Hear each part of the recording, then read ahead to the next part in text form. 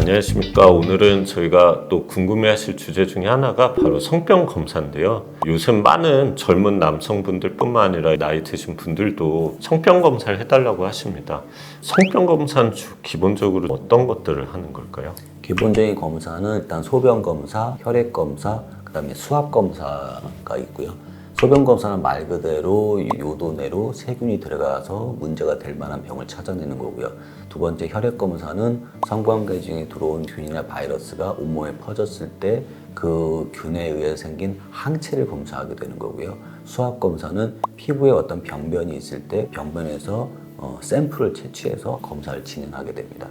PCR 검사라고 아마 들어보셨을 겁니다. 이제 진료실 오셔가지고 소변으로 PCR 검사 해주세요 하시는 분들도 꽤 많은데요.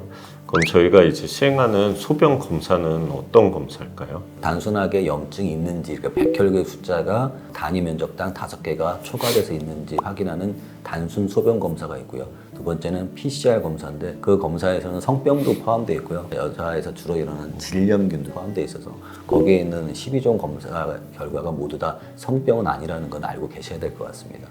뭐 여자친구분이나 배우자분이 산부인과에서 검사를 하셨는데 성병균은 아닌데 어떤 균이 나왔다고 해서 그쪽 선생님께서 남편도 꼭 치료 받으세요 하면 많은 배우자분들이 우리 남편이 뭐 외도란 건지 아니면 좀 이게 문제가 있는 건지 해서 걱정하고 오시는 경우들이 꽤 있으시더라고요. 이게 무조건 다 성병은 아니기 때문에 만약에 균이 나오더라도 치료 받으시면 금방 좋아지고 해서 너무 그런 건 걱정 안 하셔도 될 것 같습니다. 걱정해야 될 균도 있긴 있죠. 그렇죠. 물론 있긴 해요. 뭐 임질, 클라미디아, 마이코플라즈마 제니탈리움, 트리코모나스 바자네스 이 4가지 균은 모든 분이 동일하게 성병일 거고요.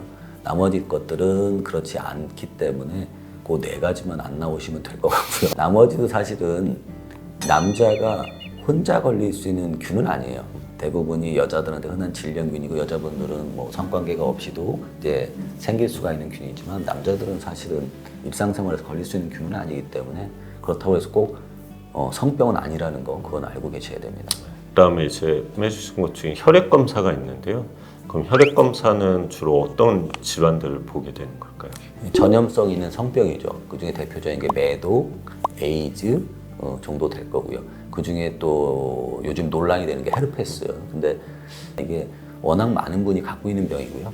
헤르페스 1형 같은 경우는 우리나라의 7, 80%, 미국이나 유럽 같은 경우 거의 90% 이상 갖고 있는 걸로 알려져 있고요.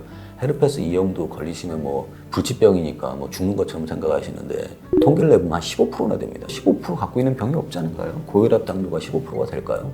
쉽게 말해서 누구나 갖고 있는 균인데 고혈압 당뇨도 사실은 아시다시피 거의 불치병인데 그거 걸렸다고 막 뭐 죽을 것 같이 이렇게 안 하는데 왜 그거는 그렇게 생각하는지 잘 모르겠는데 얼마 전에도 한 분이 오셔서 헤르페스 2형 걸렸다고 제 앞에서 우시더라고요. 그래서 그분도 걸려서 이제 눈물을 흘리셨는데 한 번도 증상이 나타난 적은 없어요. 통계적으로 봐도 환자분 15%지만 증상이 나타나는 건 1%같이 안 되거든요. 대부분이 모르고 사는 거예요. 모르고. 왜 그게 죽을 병이 됐는지 사실 이해를 못 하겠고요.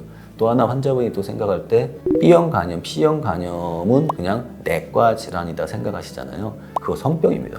우리나라에서는 워낙 보균자가 많기 때문에 그렇게 생각하지 않지만 외국에서는 B형 간염하고 C형 간염 나오면 맨 앞에 성병 보균자라고 할 정도로 성병이에요. 그래서 기본적으로 그런 검사도 같이 받으셔야 됩니다. 물론 무증상인 분들도 많지만 정말 일부에서는 그게 너무 재발을 자주 해서 진짜 고생하고 계신 분들도 있습니다. 그럴 경우에는 이제 최대한 그 항바이러스제 약물 복용하시면서 면역 관리를 해서 이걸 관리는 필요하고요. 아무래도 임상 증상이 있을 때는 상대한테 전염이 될 수는 있기 때문에 그 시기엔 이제 조심해 주시는 것이 중요할 것 같습니다. 그리고 이제 흔히 또 환자분들이 물어보시는 게 내가 관계한 지 하루 이틀밖에 안 됐는데 소변 검사나 혈액 검사를 해도 됩니까? 이 질문을 많이 하시거든요. 아까도 말씀드렸다시피 혈액 검사는 균이나 바이러스가 들어와서 항체가 만들어지고 그 항체를 검사하는 거기 때문에 하루 이틀 만에 뭐 항체가 만들어지진 않고요.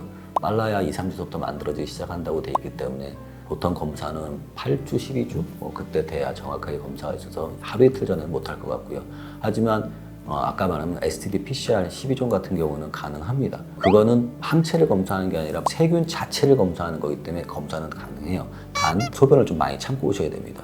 요도 내에 그 세균의 양이 늘어나면 늘어날수록 검사는 정확해지기 때문에 최소한 6시간 정도는 소변을 안 보고 오시는 게 정도의 검사의 정확성은 높고요. 그리고 또 아까 말씀해 주신 검사 중에 피부 검사가 있다고 말씀해 주셨는데 그건 어떤 검사일까요? 일단 병변이 있을 때 주로 시행하게 되고요. 병변이 있을 때 뭐 궤양이 있다든가 아니면 빨갛게 됐다든가 어떤 피부가 뭐 이렇게 쉽게 말해서 타였거나 이러면 거기서 샘플을 얻어서 검사하는 건데 헤르페스를 제외하고 나머지 완치되는 병일 때 검사하는 게 중요할 것 같고요. 단 여자친구나 부인분이 HPV라고 하는 바이러스, 인간 유두종 바이러스에 감염됐다고 할 때는 특히 피부에 무슨 병변이 없을 때도 저는 이제 수압 검사를 진행을 합니다. 전염력이 상당히 높은 바이러스이기 때문에 감염된 여부를 확인해야 그 다음에 어떤 조치를 취할 수 있는 게 나오기 때문에 일단 증상이 없어도 검사를 하는 거는 HPV 바이러스에 대해서는 시행하고 있습니다. 지금 말씀해 주신 것처럼 증상이 뭐 있으시면 당연히 오셔서 검사를 받으셔야 되고 특히 요새 뭐 20, 30대 젊으신 분들은 아무래도 관계를 하실 기회가 있다 보니까 여성분들이 산부인과 주기적으로 검진 받으시듯이 남성분들도 주기적인 확인하셔서 좀 안전하게 관계도 하시면 좋을 것 같습니다. 그리고 추천하는 거는 성생활을 한 분하고만 한다고 하면 1년에 한 번 정도 기본적으로 검사를 받는 게 맞고요. 근데 또 이제 활동적이셔서 파트너가 계속 바뀌신 분이라면 최소한 6개월에 한 번씩 검사를 받아야 되는데 그 이유가 단지 요도염이 생기고 부부간염이 생기고 뭐 전립선염이 생기기 때문에 검사를 받는 게 아니라 그런 성병이 걸린다고 해서 모두 다 증상이 나타나는 건 아니에요. 얼마 전에 코로나에 많은 사람이 감염됐지만 3분의 1은 무증상 감염자거든요. 근데 문제가 되는 건 뭐냐면 이런 성병에 감염되는데 증상 없이 지낸다고 해서 나중에 합병증, 후유증이 안 생긴다는 보장은 없거든요. 그 중에 가장 최악이 불임이거든요. 불임을 일으키는 세균이 있었는데 증상이 없어서 내버려 뒀다가 나중에 불임이 되면 그거는 돌이키기 어려운 문제예요.